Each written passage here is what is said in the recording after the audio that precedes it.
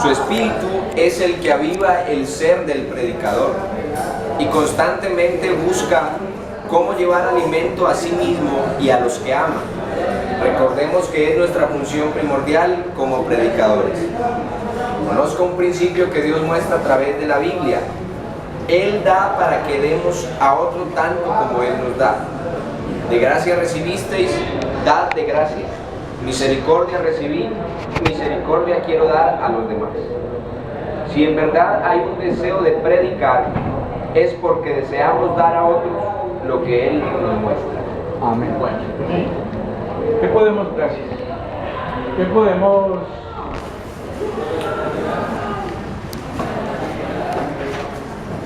¿cuál de ustedes quiere ampliar un poco? O lo que escuchó, hacer un breve comentario, un aporte. Yo creo que es claro, no hay necesidad de hablar mucho, solamente el texto por sí solo habla.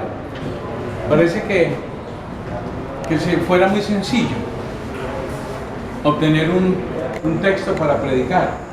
¿Cuántas veces nosotros somos invitados a predicar y miramos los textos, los capítulos, la Biblia de Génesis hasta Apocalipsis y no encontramos nada que decir? Pero cuando llegamos y sacamos un tiempo de oración, de recogimiento, y miramos nuevamente el texto, eso que estaba oculto para nosotros, parece que de una vez el Señor ilumina y analiza y nos inspira tener un tema o muchos temas que a veces hasta nos falta tiempo para hablar de lo que el Señor nos da. Entonces el texto lo que nos dice es que no es cuestión del azar, del azar, sino que es la comunicación, la dirección, el contacto que yo tengo con Dios, el que me dice, el que me inspira, el que mueve mi mente para ver cosas que por sí mismo no podía observar. Ahora les dije, hay textos, hay personas o predicadores que exponen un texto y le colocan el tema y uno va a mirar el texto, realmente no contiene nada. Aparentemente uno no le ve como contenido, pero el predicador comienza a desarrollar su sermón y uno ve que hay una serie de pensamientos profundos y recursos muy bonitos que Dios provee, que Dios da. Porque ¿quién es el que alimenta a la iglesia? Es el Señor. ¿A través de quiénes? De los predicadores. ¿Cuál es la herramienta? Los métodos, los mecanismos, las estrategias. Ya es la que nosotros necesitamos en eso de que traza bien la palabra de verdad. Pero es una responsabilidad, como lo vimos en la materia, en el área de homilética 1, en el módulo. Qué belleza, qué hermoso es exponer la palabra del Señor. Llevar el alimento, ser canales, conductos de Dios para la iglesia tan necesitada de una palabra. Por eso, cada vez que nosotros nos confrontemos con la palabra, recordemos que somos instrumentos de Dios y como instrumentos de Dios necesitamos ser guiados, dirigidos por el Espíritu de Dios. Dice que el Espíritu Santo nos guía A toda verdad. a toda la verdad. Entonces el texto ya, con esa comunicación, con ese contacto, con esa dirección de Dios, como que reviste una importancia, una trascendencia que realmente sin la oración, sin la comunicación, el contacto con Dios no existiría. ¿Quién quiere agregarle algo? ¿Quién quiere hablar algo? Unas pocas palabras. Sobre el versículo, esta parte de aquí arriba del primer párrafo me llamó mucho la atención. Dice, es como cuando tenemos un problema que nunca habíamos soportado. Y entonces el texto bíblico que hemos leído 10 millones de veces toma sentido y el significado real en nuestra vida. Es particularmente profundo cuando uno vive una experiencia, si uno quiere conocer a Dios como consolador, nada mejor que uno estar bajo la presión del desconsuelo. Ahí es donde uno entonces entiende qué es ser Dios consolador, pero que uno en una otra actitud normal no percibe esa profundidad de Dios como consolador. Muy bien. ¿Qué salmista pasó por ese momento? Que Dios lo inspiró para un salmo hermoso. David. Asaf. Asaf. Sí. Muy bien. Él vio la situación normalmente, humanamente, vio el progreso de otros y esos otros no lo merecían porque él sí lo merecía.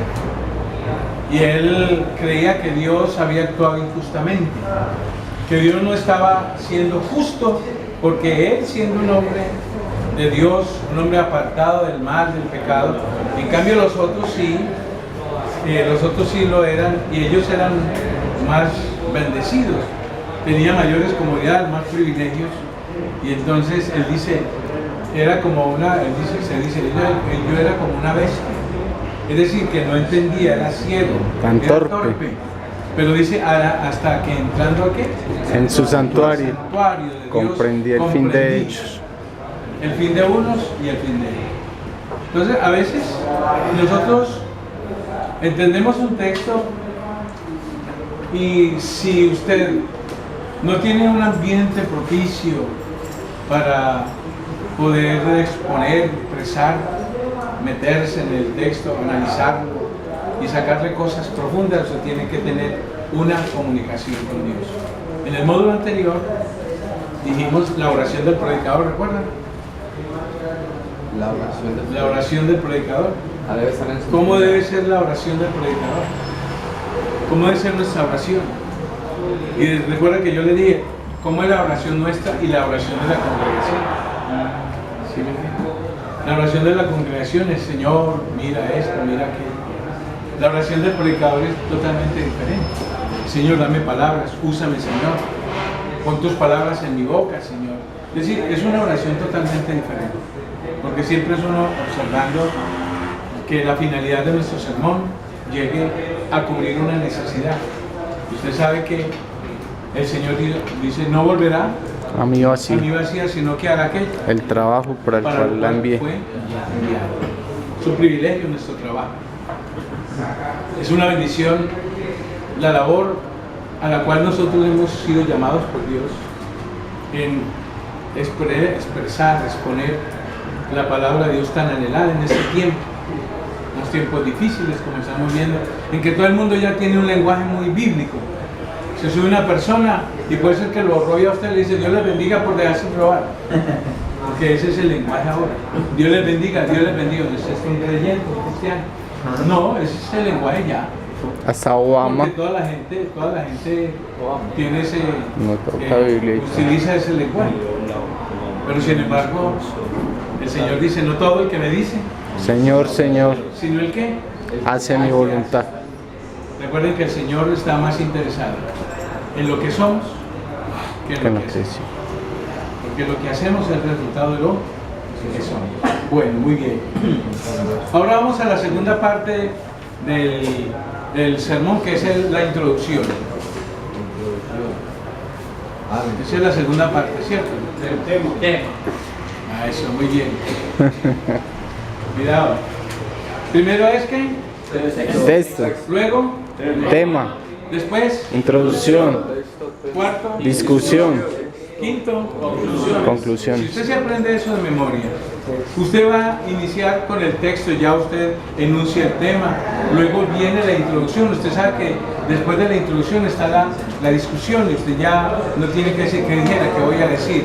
Y eso como que es mecánico, una cosa sigue la otra, es una cosa consecutiva que a nosotros se nos facilitan los argumentos. Ahora miremos la segunda parte del sermón, que es el tema. Si ustedes quieren anotar algo, es aquella parte del sermón que presenta la verdad contenida en el texto. Es aquella parte del sermón que define la verdad principal que ha de ser expuesta. O sea que el tema es el sermón condensado. define la verdad. Que define la verdad principal que ha de ser expuesta. O sea que yo en el texto obtengo el tema. o los temas que yo quiera. Pero en ese momento yo no puedo elegir sino uno solo. Porque pueden existir muchos temas, pero no puedo hablar sino de uno solo. Recordemos que nosotros debemos presentar en nuestro sermón solamente una idea, un tema. Cuando presentamos varios temas, varias ideas a la vez, entonces la gente no sabe de qué hablamos. Hablamos mucho, pero dijimos poco. Entonces el tema es el sermón condensado. Usted elige el texto, saca de ahí su tema, lo que usted quiera hablar. En ese momento usted va a hablar sobre un tema, pero dice yo, en el próximo sermón voy a escoger este mismo texto y voy a hablar otro tema. Recuerden, yo les dije a ustedes ahí, hay predicadores que utilizan un tema, un texto, y le colocan un tema, viene otro predicador y utiliza ese mismo tema, texto, pero habla otro tema totalmente diferente, y hay una variedad y una riqueza, porque eso nos proporciona a nosotros partir de un texto para nuestro sermón. ¿Hay alguna pregunta? Pastor, le quería preguntar, ¿se podría decir que la presentación del tema es ese título que muchas veces uno también le da al sermón, o qué? Sí, no, al siguiente vamos a mirar el título. Sí.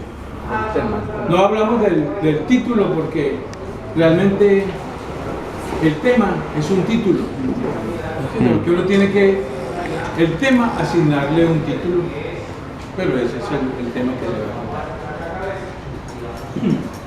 Ahora vamos a mirar el enunciamiento del tema. ¿Cómo enuncio yo el tema? ¿Cómo intereso yo al auditorio sobre mi exposición, sobre lo que yo he preparado? No. Es el enunciamiento del tema. Es decir, hoy, el tema que he tratado para hoy es el sermón, las 5 partes del sermón. Entonces, ese es, ya le estoy enunciando el tema, el tema de mi clase. Entonces ya usted va a hablar del sermón.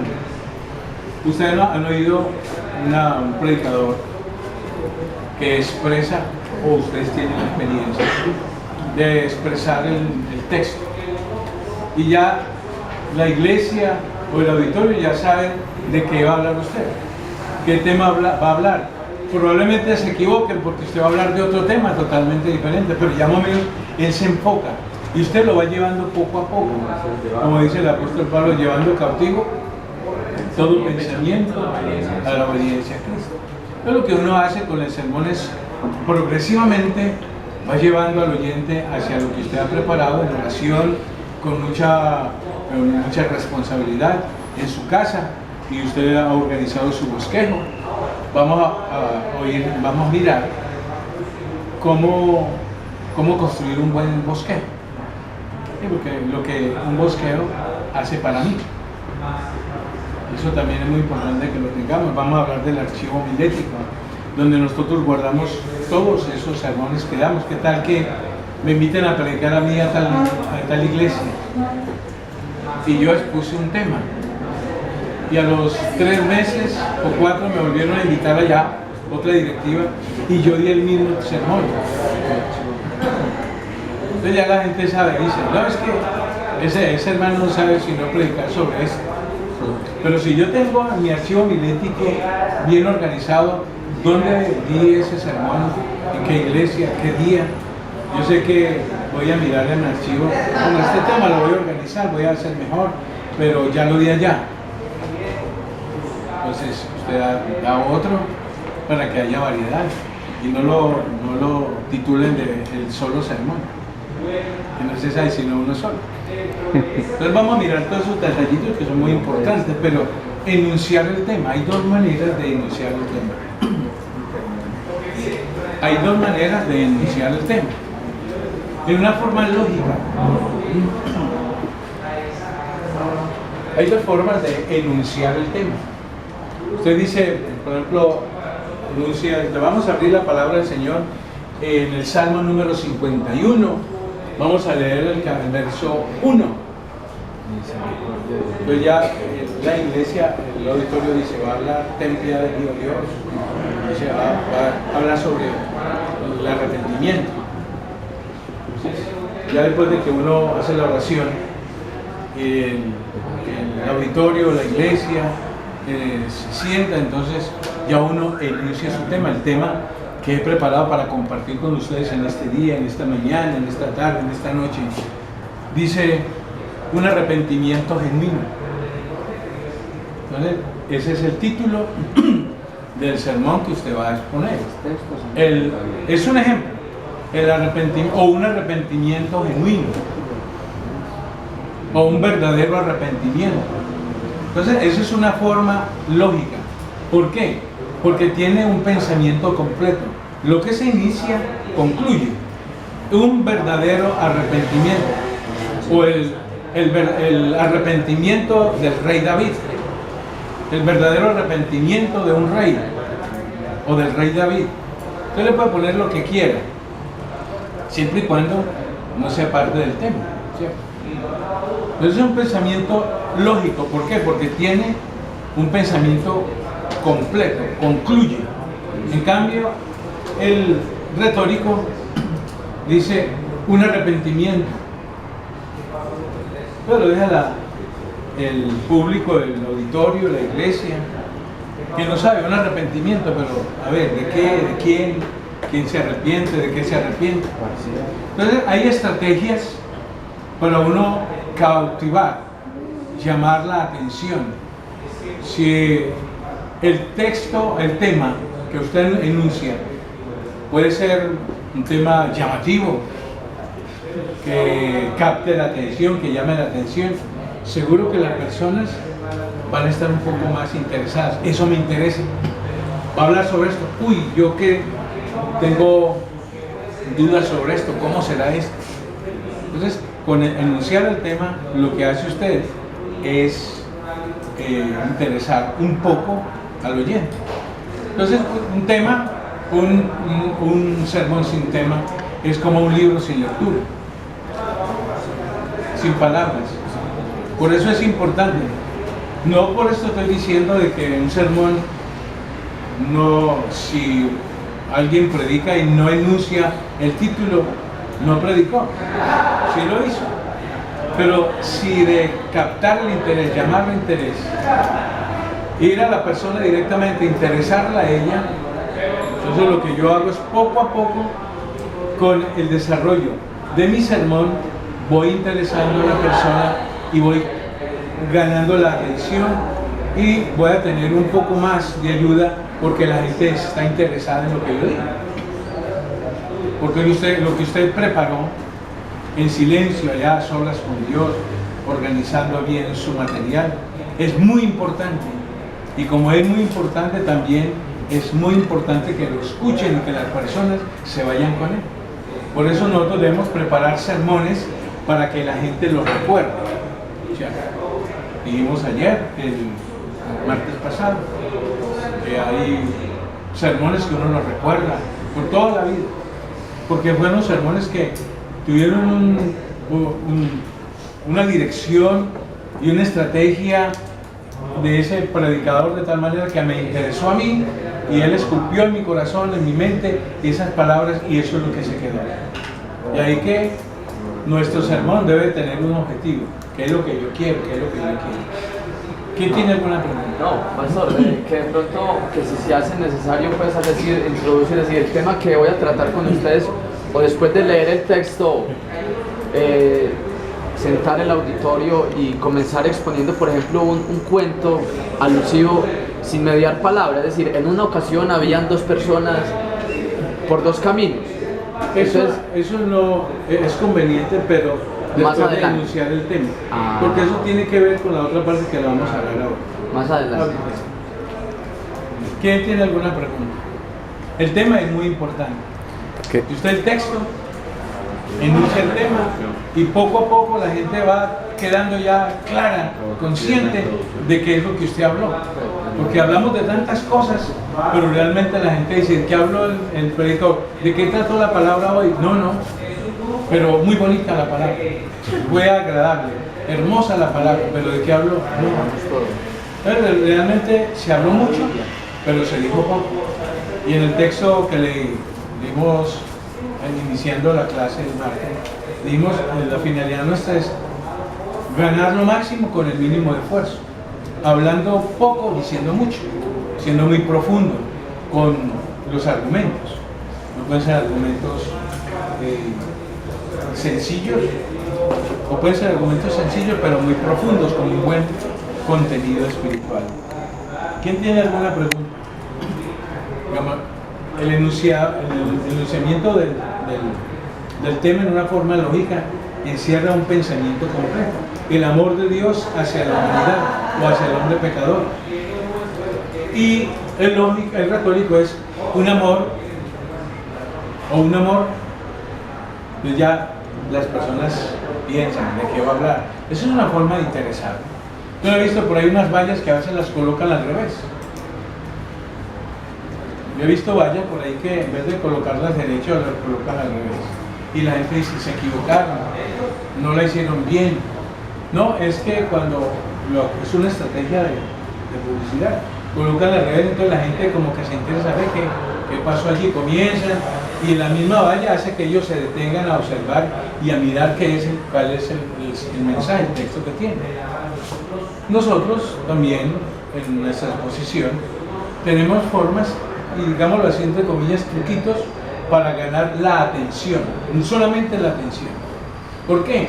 Porque es que la atención es momentánea. Usted, por ejemplo, le va a enseñar a un niño de 4 o 5 años. Si usted en 8 o 10 minutos, usted no le enseñó la lección, perdió el tiempo. Porque lo demás, ya no tiene atención. Ya usted tiene que tratar con las ayudas didácticas a apoyar esa lección que usted dio. En nuestro trabajo, la gente se nos desconecta. Y usted sabe que la mente humana tiene la capacidad de estar aquí, pero estar en otra parte. De estar aquí, pensar, de estar orando y hablando otra cosa y pensando otra cosa. ¿Estamos de acuerdo? El problema es cuando la gente se desconecta y cuando nosotros llegamos y cuando ellos se vuelven al tiempo a conectarse, nosotros vamos ya muy allá. Es por eso que la gente dice que habla, hombre, no me respetan. Entonces, tenemos que utilizar las estrategias, los mecanismos para que la gente no se nos pierda, no se nos desconecte. En una ocasión decía un predicador que la capacidad de atención de cualquier persona es de 20 a 25 minutos. Y de un momento a otro se desconectan y vuelven y se conectan. Y dijo que una vez expuso el sermón, y fue un tema muy bonito, muy práctico, de vida cristiana. Y el lunes que fue a visitar a una familia, salió la niña y le dijo, pastor, oiga, mi mamá está muy enojada con usted.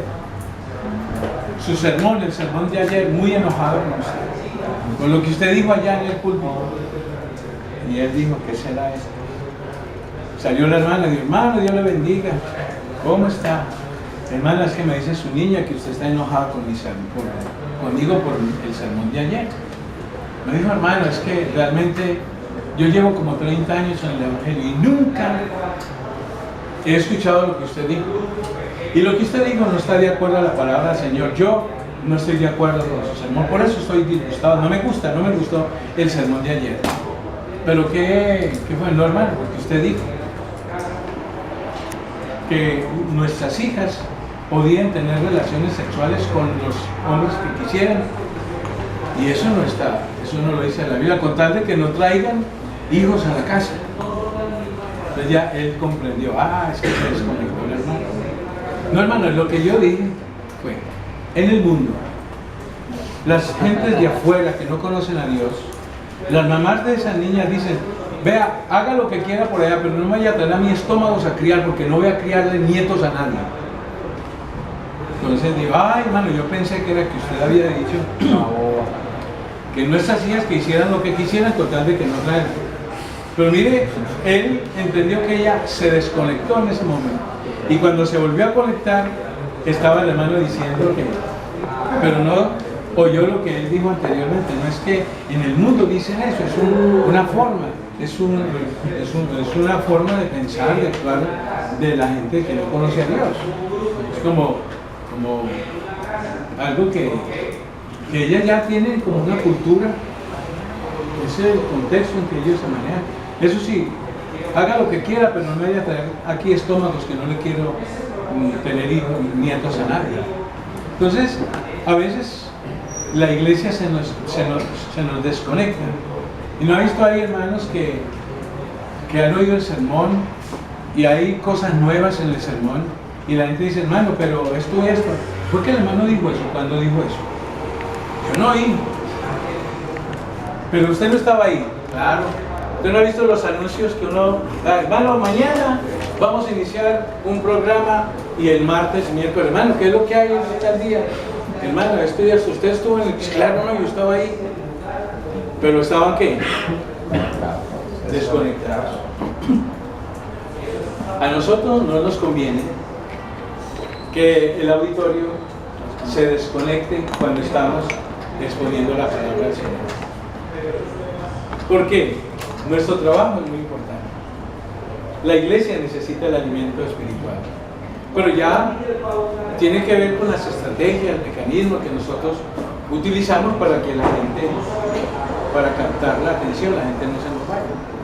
Todos esos detallitos, aparte de lo que es la exposición, el lenguaje corporal, que también debemos utilizarlo. Nosotros hablamos con las manos, miramos, sabemos si cuando una persona está por allá, como tratando de irse, uno lo mira y dice, uy, el hermano me vio, qué pena, me estoy durmiendo. Entonces ya como que el manejo es más fácil y la atención es ganada. Entonces, con el enunciamiento del tema, lo que yo hago es captar el interés. Dice, esto me interesa, esto me gusta, va a hablar de esto, va a hablar de aquello. Entonces vamos llevando cautivo al pensamiento. Hermano, es una pregunta que tan cierto es de que al enunciar el tema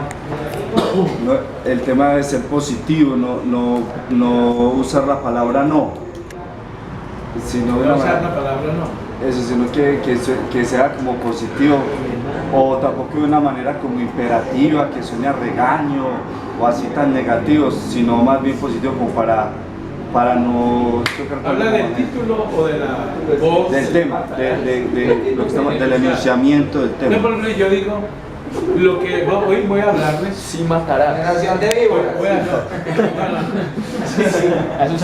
a hablar. Sí matarás. Hoy voy a hablarles de lo que el cristiano no debe hacer. Lo que el cristiano sí debe hacer. O por ejemplo, lo que el cristiano no debe hacer. Bueno, lo que el cristiano no. De pronto esa palabra no es. Lo importante es que la expresión sea clara, lo que se quiere decir sea claro, lo capten las personas. Porque a medida que usted va desarrollando su sermón, la gente se va dando cuenta que usted no es un imperativo, que usted le está diciendo, no es que tiene que ser así, no. Es bueno que la gente se va ambientando al tema. De pronto yo no he escuchado que no se pueda enunciar negativamente. Hay una cantidad de títulos o de temas a lo que el cristiano no debe renunciar. ¿Ese es un lógico o un retórico? A lo que el cristiano no debe renunciar. Retórico. ¿Por qué? Porque lo deja uno saber qué cosas son las que tiene que dejar. O no dejar mejor. El cristiano con relación al pecado, o yo puedo decirlo de una forma lógica, a lo que el cristiano debe renunciar para ganar su salvación.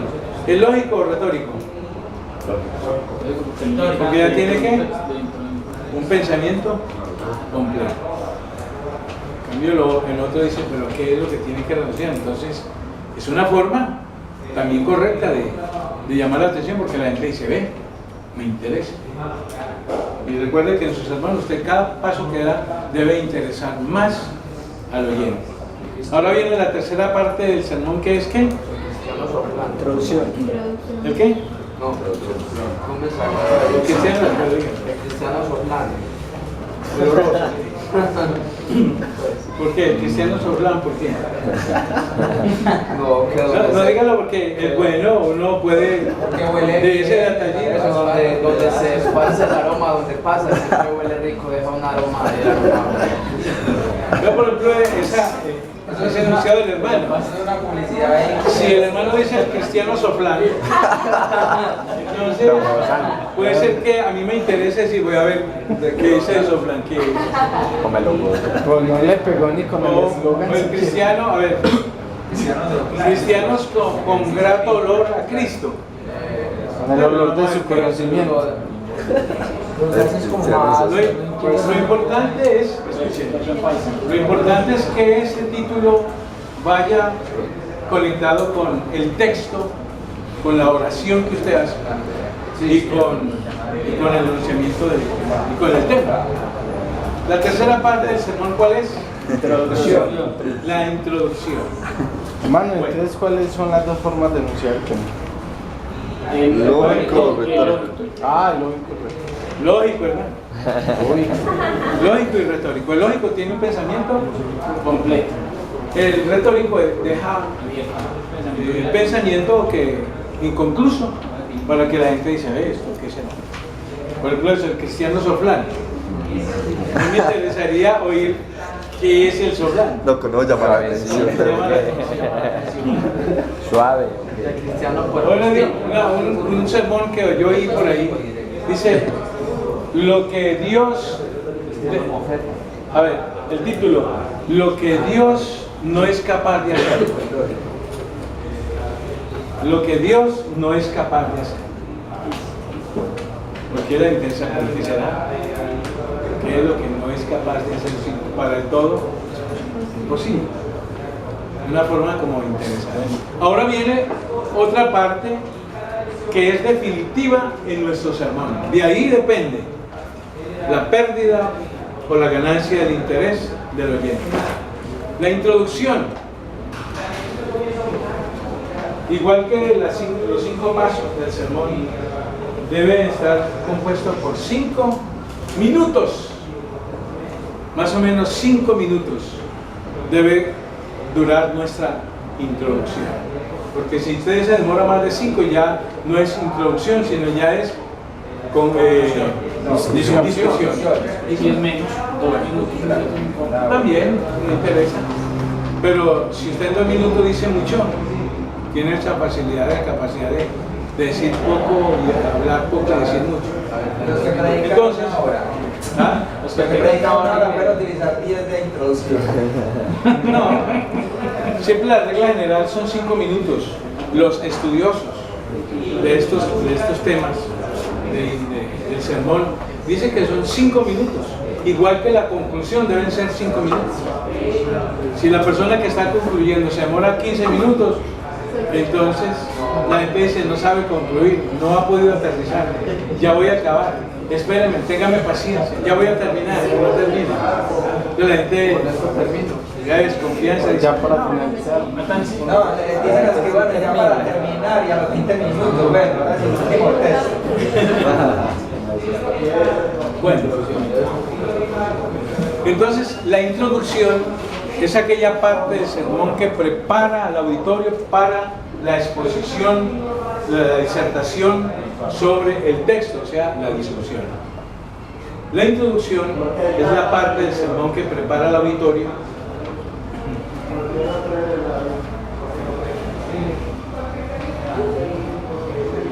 pero se me ha olvidado comentarle algo. En el